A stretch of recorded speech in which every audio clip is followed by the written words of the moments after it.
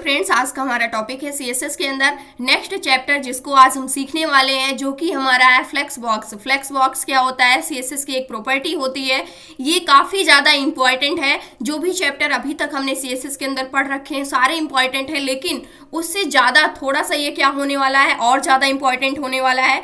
इसमें जो चीज़ें हैं थोड़ा सा टफ आपको लगेंगी, लेकिन आपको क्या करना है, अपने अंडरस्टैंडिंग के कॉन्सेप्ट पर क्या करना है, ध्यान रखना है, बजाय मेमोराइजिंग। यानी आपको अपनी अंडरस्टैंडिंग को क्या करना है, स्ट्रॉन्ग करना है। आपको मेमोराइजिंग नहीं करना है चीज़ों को, यानी चीज़ों को याद नहीं करके रखना है। आपको चीज़ों को समझना है अच्छे से। जब तक आप समझेंगे नहीं, तब तक आप उसको यूज नहीं कर सकते हैं, आप उसको इंप्लीमेंट नहीं कर सकते हैं। क्योंकि याद करने से अच्छा है कि आप उसको क्या कर सकते हैं, गूगल पर सर्च करके आप उसके डॉक्यूमेंटेशन को भी पढ़ सकते हैं।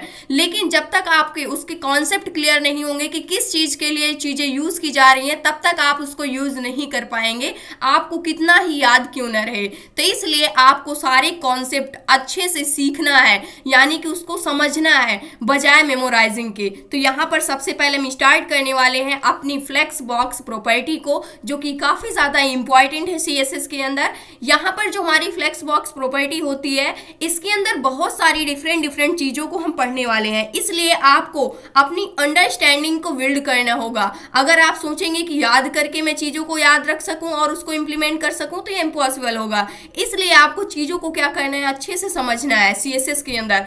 और भी जितने भी जो भी चीज़ें आप पढ़ते हैं, सभी चीज़ों के अंदर आप क्या करना सीखें, समझना सीखें चीज़ों को, ताकि आप अच्छे से क्या कर सकें, लॉन्ग टाइम के लिए उसको याद करके रख सकें। जब तक आपको चीज़ें समझ में नहीं आएंगी, तब तक आप उसको आगे फ्यूचर के लिए याद करके नहीं रख सकते हैं। तो सबसे पहले यहाँ पर हम देखते हैं कि what is flex box. Flex box actually में क्या होता है, इसको हम समझते हैं। फ्लेक्सिबल बॉक्स लेआउट को ही हम क्या बोलते हैं, फ्लेक्स बॉक्स बोलते हैं। जो हमारा फ्लेक्सिबल बॉक्स लेआउट होता है, उसी को हम क्या कहते हैं, फ्लेक्स बॉक्स कहते हैं। कहने का क्या मतलब है, it is a one dimensional layout method for arranging items in rows और कॉलम्स। यानी कि जो हमारे आइटम वेबसाइट के ऊपर, वेब पेज के ऊपर डिस्प्ले होते हैं, वो रो के फॉर्म में डिस्प्ले होने चाहिए या फिर कॉलम के फॉर्म में डिस्प्ले होना चाहिए। इसको अरेंज करने का जो मेथड होता है, वो क्या होता है, हमारा फ्लेक्स बॉक्स होता है।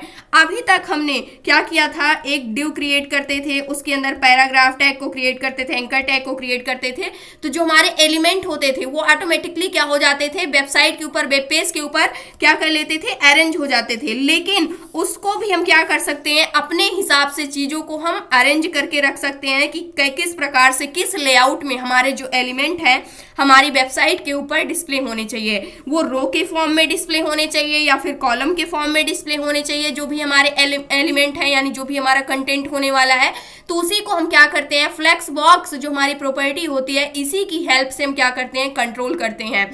कैसे कंट्रोल करते हैं, इसके लिए थोड़ा सा हम एक एग्जांपल देख लेते हैं। इसीलिए हमने इसको क्या बोला हुआ है, फ्लेक्सिबल बॉक्स लेआउट को ही हम क्या बोलते हैं, फ्लेक्स बॉक्स बोलते हैं। तो सबसे पहले यहाँ पर हम कुछ चीजें देख लेते हैं। जैसे मैंने यहाँ पर एवेंजर्स की वेबसाइट को ओपन किया हुआ है। यहाँ पर अगर मैं इंस्पेक्ट करके चीजों को देखूं, तो यहाँ पर जो हमारे कंटेंट है किस प्रकार से अरेंज है। जैसे यहाँ पर एक सर्च बटन आपको दिख रही है, जो सर्च बटन है यहाँ पर अगर आप देखें तो इसके आउटसाइड में कितना सारा स्पेस खाली है। इसी प्रकार से यहाँ पर भी, इसी प्रकार से जो लोगो दिख रहा है, किस प्रकार से यहाँ पर क्या किया गया है, स्टोर करके रखा गया है। इसी प्रकार से जो हमारा नैप बार है, यहाँ पर भी साइड में कैसी स्पेस आपको देखने को मिल रही है। तो ये सारी चीजें किसकी हेल्प से यहाँ पर सेटअप की गई हैं, किसकी हेल्प से इसका लेआउट तैयार किया गया है, जिसमें जो हमारी फ्लेक्स बॉक्स प्रॉपर्टी होती है वो काफी ज्यादा हेल्प करती है। इसी प्रकार से जो यहाँ पर हमारा कंटेंट डिस्प्ले हो रहा है, ये किस लेआउट में डिस्प्ले हो रहा है, इसको अरेंज करने का काम क्या करता है, जो हमारी फ्लेक्स बॉक्स प्रॉपर्टी होती है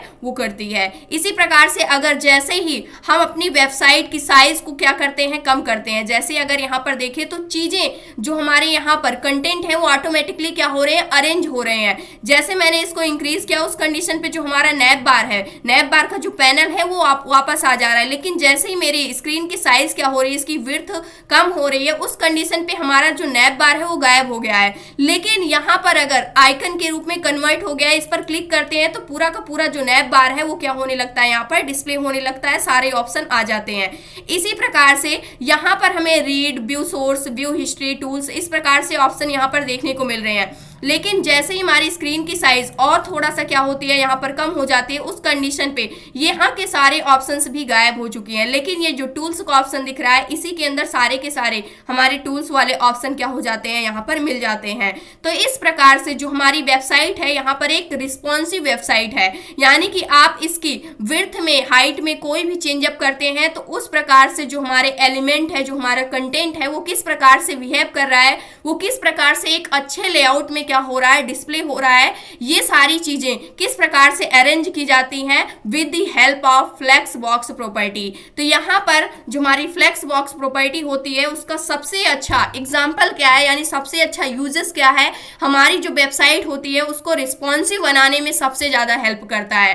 पहले के टाइम पे क्या होता था कि एक फिक्स्ड साइज का क्या होती थी, स्क्रीन होती थी, हमारे कंप्यूटर साइंस लैपटॉप के ऊपर ही क्या किए जाती थी, हमारी वेबसाइट को ओपन किया जाता था। लेकिन धीरे धीरे चीजों को अपग्रेड कर दिया गया। अब हमारे पास आईपैड आ चुके हैं, स्मार्टफोन आ चुके हैं, इसी प्रकार से छोटी स्क्रीन वाले लैपटॉप आ चुके हैं, कंप्यूटर आ गए हैं, और भी लैपटॉप आ गए हैं। तो इस प्रकार से डिफरेंट डिफरेंट साइज की स्क्रीन हमारे पास क्या है, उपलब्ध है। उस कंडीशन पे जो हमारी यहाँ पर वेबसाइट होती है उसको रिस्पॉन्सिव बनाना काफी ज्यादा इंपॉर्टेंट हो गया है, ताकि हमारी वेबसाइट हर एक सिस्टम के ऊपर अच्छे से क्या हो सके, ओपन हो सके।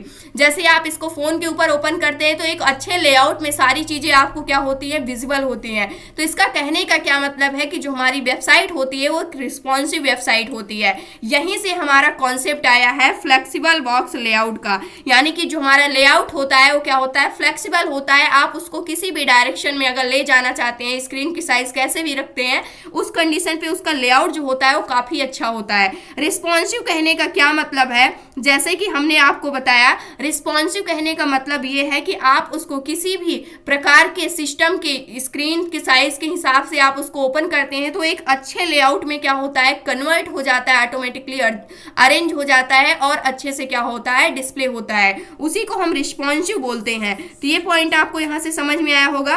और जो हमारे एलिमेंट होते हैं किस प्रकार से रो के फॉर्म में अरेंज किए गए हैं, कॉलम्स के फॉर्म में अरेंज किए गए हैं, ये कौन डिसाइड करता है, हमारा जो फ्लेक्स बॉक्स प्रॉपर्टी होती है ये डिसाइड करती है कि हम अपने एलिमेंट को किस प्रकार से अपने वेबसाइट के ऊपर डिस्प्ले करवाना चाहते हैं।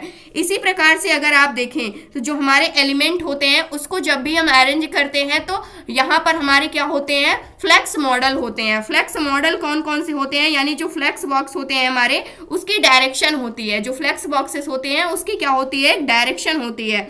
डायरेक्शन कहने का क्या मतलब है, जब भी हम किसी भी एलिमेंट को क्या करते हैं, क्रिएट करते हैं। फॉर एग्जांपल हम यहाँ पर लेते हैं, ये पूरा का पूरा हमारा क्या है, एक वेब पेज है, इसके अंदर ये क्या है, हमारा एक डिव एलिमेंट क्रिएट किया गया है। तो जो ये हमारा डिव एलिमेंट है इसकी कुछ डायरेक्शन होती है, एक ये हॉरिजेंटल डायरेक्शन होगी, एक वर्टिकल होगी। जब भी हम क्या करते हैं, अपने एलिमेंट को रो की फॉर्म में अरेंज करते हैं, यानी उसकी डायरेक्शन हम क्या रख देते हैं, रो रख देते हैं। जो फ्लेक्स बॉक्स होता है उसकी डायरेक्शन अगर हमने रो रखा हुआ है, रो के फॉर्म में अरेंज करने का मतलब क्या है, उसको हम हॉरिजेंटली अरेंज करना चाहते हैं। तो उस कंडीशन पे क्या होता है, जो भी हमारा एलिमेंट होता है उसका क्या होता है, जो हॉरिजेंटल वाली लाइनिंग होती है वो क्या होती है, उसका मेन एक्सेस होती है। इसी प्रकार से इसका मेन एक्सेस क्या हो जाएगा, यहाँ पर अगर आप देखें तो जो हमारा एलिमेंट है, जो हमारा डिव है, इसको मैंने रो के फॉर्म में क्या किया हुआ है, अरेंज किया हुआ है। तो इस कंडीशन पे जो हमारा डिव होगा इसका ये क्या हो जाएगा, ये वाला एरिया इसका मेन एक्सेस हो जाएगा। उसके बाद जो यहाँ पर वर्टिकल लाइन होगी वो क्या हो जाएगा, इसका क्रॉस एक्सेस हो जाएगा। तो एक्चुअली में हम करते क्या है, जब भी हम फ्लेक्स बॉक्स प्रॉपर्टी को सेटअप करते हैं, यानी उसको अरेंज करते हैं, तो उसको हम किस डायरेक्शन में अरेंज कर रहे हैं काफी ज्यादा इंपॉर्टेंट होता है। रो की डायरेक्शन में कर रहे हैं या फिर कॉलम की डायरेक्शन में कर रहे हैं। जब भी हम रो की डायरेक्शन में अपने किसी भी एलिमेंट को अरेंज करते हैं तो उस कंडीशन पे जो हमारी हॉरिजेंटल लाइन होती है वो हमारा मेन एक्सेस कहलाती है, जो वर्टिकल लाइन होती है हमारा क्रॉस एक्सेस कहलाती है। और उसके बाद क्या होता है, जब भी हम अपने एलिमेंट को किस डायरेक्शन में अरेंज करते हैं, कॉलम की डायरेक्शन में अरेंज करते हैं। मान लेते हैं क्या हो गया हमारा, यहाँ पर एक क्या है, एक डिव है, इसको हम कॉलम की डायरेक्शन में अरेंज करना चाहते हैं। तो उस कंडीशन पे जो हमारी कॉलम यानी जो हमारी वर्टिकल वाली लाइन होती है हमारा मेन एक्सेस कहलाती है, जो हॉरिजेंटल लाइन होती है हमारा क्रॉस एक्सेस कहलाती है। ये पॉइंट आपको यहाँ पर अच्छे से समझ में आया होगा कि मेन एक्सेस क्या होता है, क्रॉस एक्सेस क्या होता है। मेन एक्सेस क्या होता है, जब भी हम अपने एलिमेंट को रो की डायरेक्शन में क्या करना चाहते हैं, अरेंज करना चाहते हैं, उस कंडीशन में क्या होता है, जो हॉरिजेंटल लाइन होती है वो मेन एक्सेस कहलाती है, जो वर्टिकल लाइन होती है वो क्रॉस एक्सेस कहलाती है। क्योंकि हमारी जो फ्लेक्स मॉडल होते हैं वो क्या होते हैं, यहाँ पर एक्सेस कहने का मतलब क्या है, यहाँ पर डायरेक्शन है, यानी मेन डायरेक्शन कौन होती है, जिस डायरेक्शन में आप अपने एलिमेंट को क्या कर रहे हैं, अरेंज कर रहे हैं, यानी कि उसका लेआउट सेट कर रहे हैं। रो का मतलब क्या है, हॉरिजेंटली अपने एलिमेंट को क्या करना चाह रहे हैं, सेट करना चाह रहे हैं। तो ये हमारा हॉरिजेंटल वाली लाइन क्या हो जाएगी, मेन एक्सेस हो जाएगी, और जो वर्टिकल वाली लाइन होगी यानी उसकी अपोजिट वाली वो क्या हो जाएगी, क्रॉस एक्सेस हो जाएगी। इसी प्रकार से जब भी हम अपने एलिमेंट को कॉलम के लेआउट में यानी कॉलम की डायरेक्शन में क्या करते हैं, अरेंज करते हैं, तो उस कंडीशन पे जो कॉलम होता है एक वर्टिकल लाइन होती है, तो जो वर्टिकल लाइन यानी जो उसकी मेन लाइन होती है, जिस डायरेक्शन में अरेंज हो रहा है वही उसकी क्या हो जाती है, मेन एक्सेस हो जाती है। उसका अपोजिट वाली जो लाइन होती है क्या हो जाती है, क्रॉस एक्सेस हो जाती है। ये अभी थोड़ा सा आपको क्या हो रहा होगा, कम अच्छे से समझ में आ रहा होगा।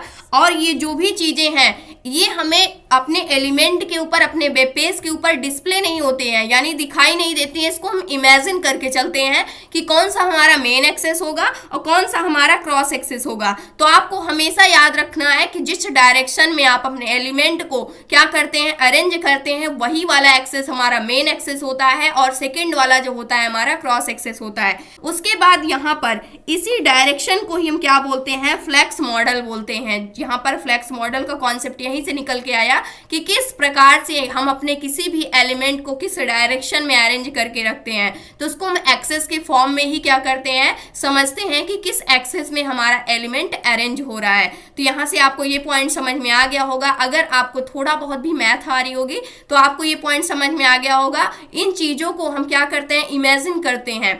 नेक्स्ट चैप्टर में हम क्या करने वाले हैं, इन सभी चीजों को डिटेल में जब एक एक करके हम पढ़ेंगे तो वहां से आपके सारे के सारे डाउट्स अच्छे से क्लियर हो जाएंगे।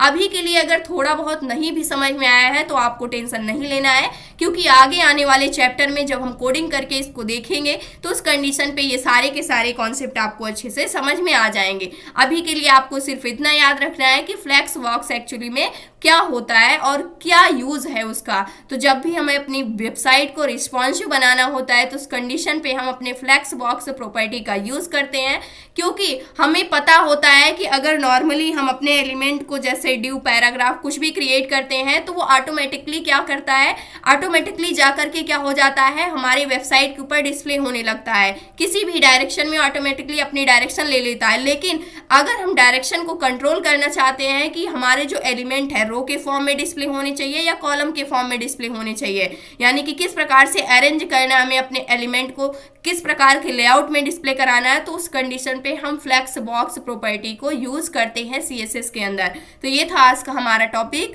आई होप दोस्तों अगर आज की इन्फॉर्मेशन आपको अच्छी लगी हो तो प्लीज वीडियो को लाइक करना, चैनल को सब्सक्राइब करना और दोस्तों के पास शेयर करना।